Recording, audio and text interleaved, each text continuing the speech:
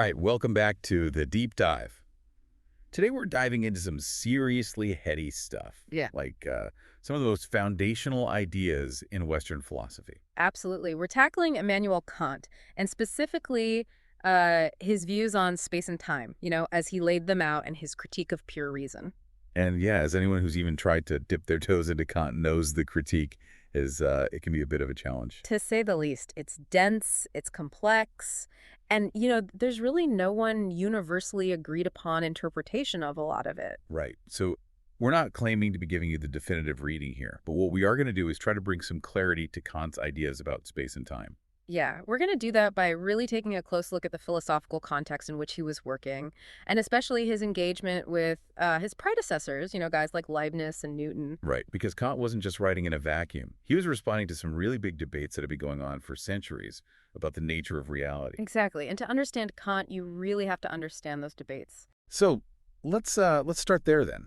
What were some of the key questions that philosophers were grappling with about space and time before Kant came along? Okay, so imagine you're a philosopher just sitting around thinking about the nature of reality. That's basically the job description. Right. So you start thinking about space. Like, what is it? Is it a real thing out there in the world existing independently? Or is it just something that exists in our minds, kind of like a mental construct? That's a big question. Oh, I mean, it seems so fundamental, but it's really hard to wrap your head around. it really is. And then, if it is real, what kind of thing is it? Is it a substance, like the basic stuff that the universe is made of? Or is it more like an accident, a property of something else? Or is it something else entirely, like maybe just a relation between objects? Okay, so we've got ontological questions about the nature of space itself. Hmm. What else? Another big one is dependence. Does space depend on the existence of objects? Like, would it still be there if you took away all the stars and planets and everything else? So could you have like an empty space? Right. And then you start thinking about how we even know about space. Like, what's the origin of our representation of space? How do we even have this idea in our minds? Because, we can't like reach out and touch space. Right. It's not a physical thing in that way. Right. So how does our understanding of space come about? And then once we do have this understanding, what does it actually contain? Like, what's Yeah. the content of our representation of space? Exactly. And for Kant, this question of the content of our representation was really important because he thought that the specific features of our spatial representation could give us clues about its origin. Okay, so that gives us a good sense of the kind of philosophical landscape that Kant was working in. Mhm. But to really get into his own ideas, we need to talk about the big debate that was going on between Leibniz and Newton. Definitely. This was a major intellectual showdown, and it had a huge influence on Kant. I mean, he even directly references this debate in the Critique. All right, so we've got Leibniz, the great rationalist, and Newton, the father of modern physics. What were they arguing about when it came to space and time? Basically, they were debating whether space and time are absolute or relative. What does that mean exactly? Okay, so for Newton, space and time were absolute. He thought they existed independently of any objects or relations between objects. So like a kind of cosmic container. Yeah, like think of it as a big empty box that exists even if there's nothing inside it. And he actually says this in the Principia. Absolute space of its own nature without reference to anything external always remains homogeneous and immovable. So for Newton, space has its own intrinsic nature, its own properties like being the same everywhere and not moving, regardless of whether there's anything in it. Okay, so Newton says space is this absolute independent thing. What about Leibniz? Leibniz vehemently disagreed. He was all about relations. He thought that space is not a thing in itself. Instead, he said that space is just the order of relations among material bodies. So, like, if you take away all the objects, there is no space left over. That's a pretty different way of looking at things. It is. And Leibniz had a really clever argument against Newton's absolute space. He appealed to the principle of sufficient reason. Which is?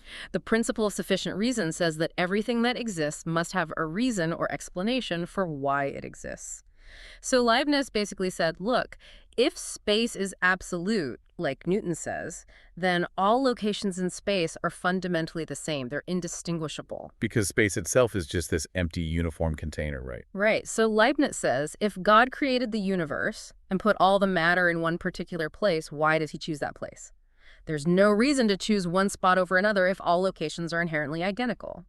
So for Leibniz, this was a big problem for Newton's absolute space. Makes sense. So Newton says space is absolute, Leibniz says it's relative, and then Kant comes along. Yeah. And what, does he just take sides? Well, not exactly. Right from the beginning of his transcendental aesthetic in the Critique, Kant sets himself apart from both Newton and Leibniz. He basically says, look, both of you guys are wrong. You're both thinking about space and time in the wrong way. Classic Kant. So what does he propose instead?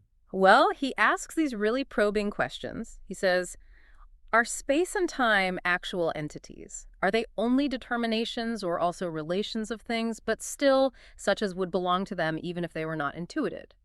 Or are they such that they belong only to the form of intuition, and therefore to the subjective constitution of our mind, without which these predicates could not be ascribed to any things at all? Okay, a lot to unpack there. But it sounds like he's suggesting that maybe space and time aren't things out in the world at all. Maybe they're something that our minds contribute to our experience.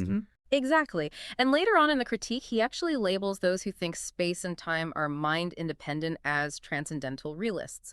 So Newton, with his absolute space, is a transcendental realist. And then those who think space and time are dependent on objects, like Leibniz, are also transcendental realists. And Kant thinks both are wrong. So where does that leave Kant? What's his view? Well, Kant eventually concludes that space and time are transcendentally ideal. What that means is that they're not things in themselves, but rather they're forms of our intuition.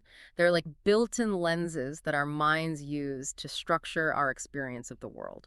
So for Kant, we don't just passively perceive space and time. They're actually actively shaping our perceptions. Right, they're the preconditions for us having any experience of an external world at all. Okay, but here's the thing. That conclusion, that space and time are transcendently ideal, it doesn't really seem to answer the question of whether space is absolute or relative, right? Like, we still don't know if space would exist without objects, do we? That's a really sharp observation, and it really gets to the heart of what Kant is doing here. He's not just trying to pick a side in the Leibniz-Newton debate. He's trying to change the terms of the debate entirely. Interesting. So he's not just choosing between absolute space and relative space. He's saying something more fundamental about how we even understand space in the first place. Exactly. And there's another really interesting wrinkle here. When Kant is laying out his arguments about space and time in the Transcendental Aesthetic, he deliberately brackets out the issue of motion. Why would he do that? Yeah. I mean, motion seems pretty important when you're talking about space and time, right? It does. And in fact, motion was a key part of Newton's argument for absolute space. Remember how we talked about absolute motion versus relative motion? Right, like the Earth is moving through absolute space, even if it looks like it's standing still from our perspective. Exactly. But Kant says, look, I'm going to set aside the question of motion for now, because right now I'm trying to develop an account of space and time that is purely a priori, meaning prior to any experience. He wants to show that our understanding of space and time doesn't depend on us observing things moving around in the world. So he's trying to get at something even more basic than our experience of physical motion. Right. He thinks that even the concept of motion itself is something we get from experience. So if he wants a purely a priori account of space and time, he has to leave motion out of it. He does talk about motion later on in his metaphysical foundations of natural science, but for now, he's bracketing it out. Okay, so he's setting aside the question of motion to focus on this a priori aspect of space and time. But how does he even explain how we have a representation of space in the first place? This is where Kant makes a really important distinction between sensation and intuition. Okay, so sensation is like, what? Like feeling something. Yeah, like feeling something, seeing something, hearing something, it's your basic sensory input.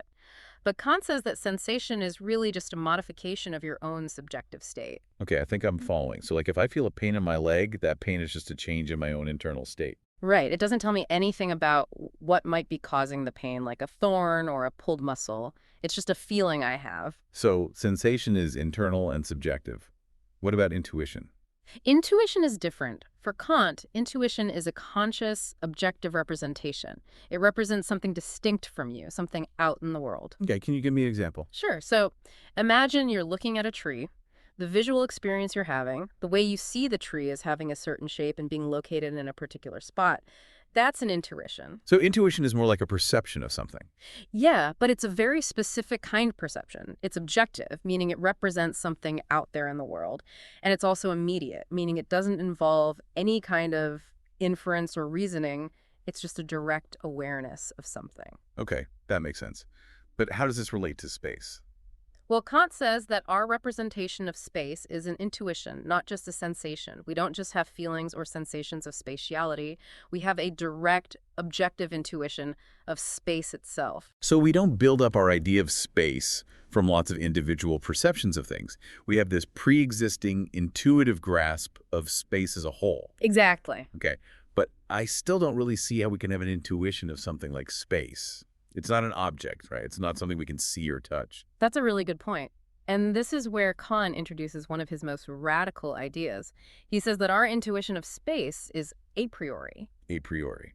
But that means it's prior to experience, right? How can we have an intuition of something before we've ever experienced it? Yeah, that's a really tough one to wrap your head around. But that's essentially what Kant is saying. He thinks that space and time are not things we learn about from experience. They're the very preconditions for having any experience at all. Okay, but that still seems kind of mysterious. How can we have this innate, pre-experiential intuition of space? Well, this is where we get into Kant's arguments in the critique.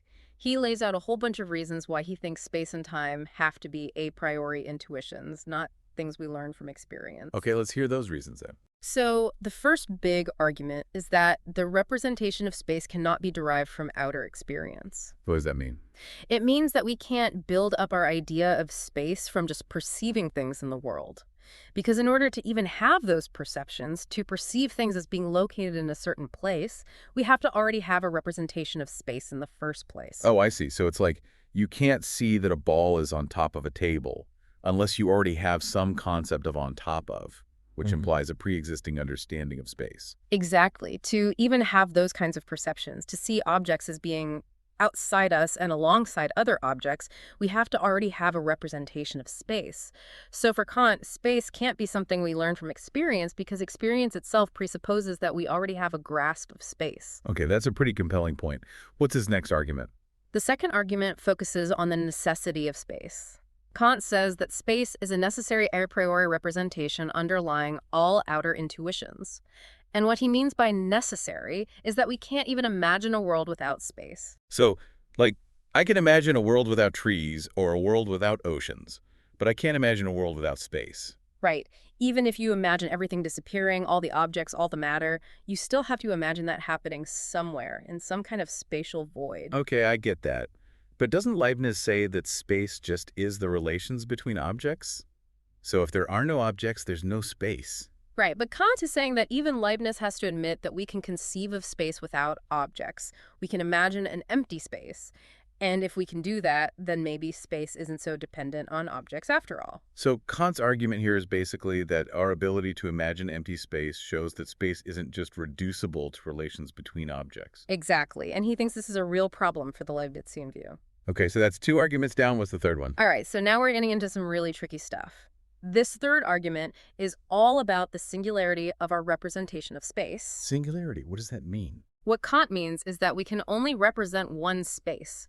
Like when we talk about different spaces, like the space in this room versus the space outside, we're really just talking about parts of the same space, right? Yeah, that makes sense. They're just like regions within the same overall space. Exactly. And Kant says this is a really important feature of our representation of space. We can't conceive of multiple spaces that exist independently of each other. They all have to be part of the same unified whole. And why is that important? Well, Kant contrasts this with concepts. He says that with concepts, we can think about the parts independently of the whole. Like you can think about the concept red without having to think about all the other colors, but you can't think about a particular location in space without already presupposing the existence of space as a whole. So our representation of space is more fundamental than our representations of individual locations within space. Right, and Kant thinks this is another reason why space can't be a concept. It has this unique kind of unity that concepts don't have. Okay, that's a pretty abstract point. Ah! But I think I'm getting it. What's his fourth and final argument? All right, last one. Kant argues that space is represented as an infinite given magnitude. Infinite given magnitude. Break that down for me. Okay, so first let's talk about magnitude. When Kant says magnitude, he's talking about something that has parts outside of each other. Like a line has parts, right? One end is over here, the other end is over there. Right, and those parts are outside of each other. They're not overlapping. Exactly. So space is a magnitude because it has parts, like different locations, and those locations are outside of each other. Now, when Kant says given, he means that we don't construct space by adding up those parts. We don't start with points and then somehow put them together to create space. Instead, space is given to us as a whole, as a complete totality. So it's not like we build up our idea of space by experiencing individual points or locations.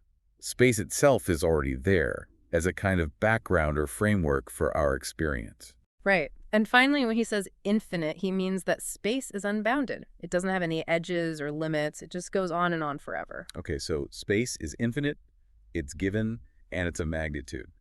Why is that a problem for Leibniz or Newton? Well, for Kant, this combination of features is another reason why space can't be a concept. He says that a concept can't have an infinite number of parts, because if it did, we could never fully grasp the concept, right? I guess so. It would be like trying to understand a concept that had an infinite number of defining features. Exactly. But we do have a grasp of space, even though it's infinite. We can think about it, we can reason about it, we can do geometry with it. Yeah. So for Kant, this shows that our representation of space can't be conceptual. It has to be something else. And that something else is a priori intuition. Okay, so that's all four arguments. He's shown that our representation of space is non-empirical, it's necessary, it's singular, and it's infinite.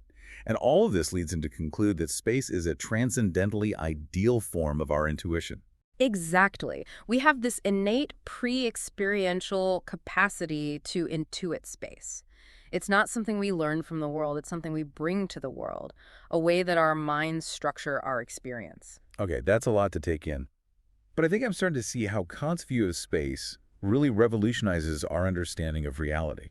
It definitely does. And it has huge implications for how we think about knowledge, about perception, about the relationship between our minds and the world.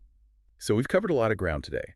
We've talked about the historical debates about space and time, about Kant's critiques of both Leibniz and Newton, and about his own theory of transcendental idealism.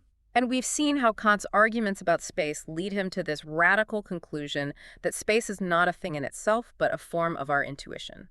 It's a lot to think about. Yeah. But that's what makes Kant so fascinating. He forces us to question our most basic assumptions about reality and how we know it. He really does. Thanks for joining me on this deep dive. My pleasure. And for all you listeners out there, keep thinking, keep questioning, and keep exploring the depths of philosophical inquiry. Until next time.